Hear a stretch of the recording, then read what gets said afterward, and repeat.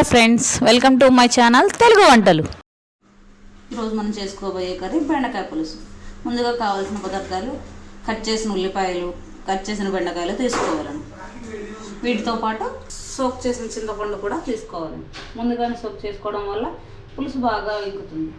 Gas మీద ఒక గిన్నె తీసుకొని అందులో కావాల్సినంత ఆయిల్ వేసుకొని ఆనియన్స్ కట్ చేసి పెట్టుకున్న ఆనియన్స్ వేసుకోవాలండి.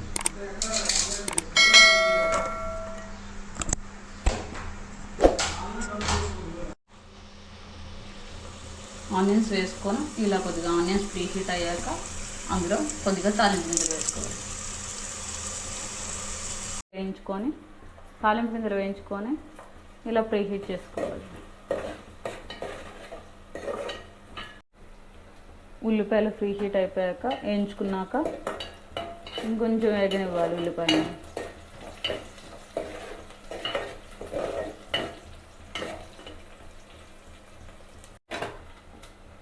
ఉల్లిపాయలు కొద్దిగా వేగిన తర్వాత బెండకాయ ముక్కలన్నీ అందులో వేసుకోవాలి.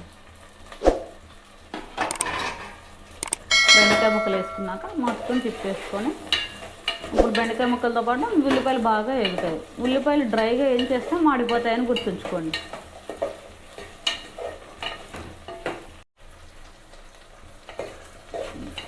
బెండకాయ ముక్కలు కొద్దిగా వేగి పట్టాక అందులో తగినంత ఉప్పు, కారం, పసుపు కలుపుకోవాలి.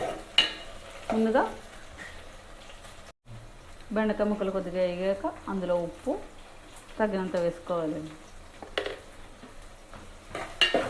ఉప్పు ముందుగా వేయడం వల్ల ముక్కలో నీరు లాగేస్తుంది, ముక్క కొంచెం మెత్తగా అవడానికి బాగుంటుందని ముందుగా వేసాను. కొద్దిగా పసుపు కూడా వేసుకోవాలి.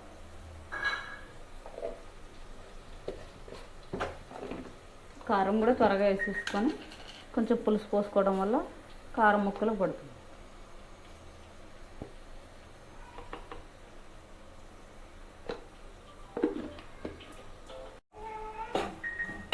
ముక్కలకు ఉప్పు, కారం, పసుపు పట్టినాక కొద్దిసేపు వేగనివ్వాలి. కొద్దిసేపు వేగాక అప్పుడు పులుసు పోసుకోవాలి.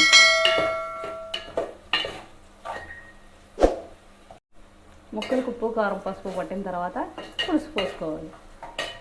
ముందుగా నానబెట్టుకున్న పులుసు దీన్ని శుభ్రంగా పిండి చింతపండు అంతా తీసేసి ఒట్టి పులుసు మాత్రమే మనం అందులో కలుపుకోవాలి.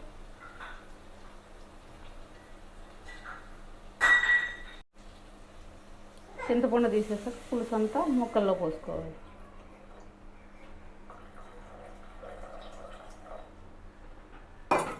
పులుసు పోసుకొని బాగా తిప్పుకొని ఇందులో పులుసు పోసాక ఉప్పు, కారం సరిపోయేలాగా కొంచెం టేస్ట్ చూసుకోండి.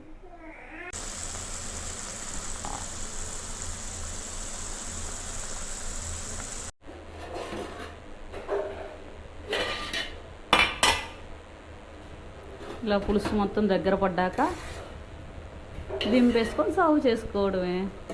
బెండకాయ పులుసు కొంతమంది చిక్కగా ఇష్టం, కొంతమందికి నీళ్ళగా ఇష్టం. మాకు మాత్రం ఇలా చిక్కగా ఉంటేనే ఇష్టం.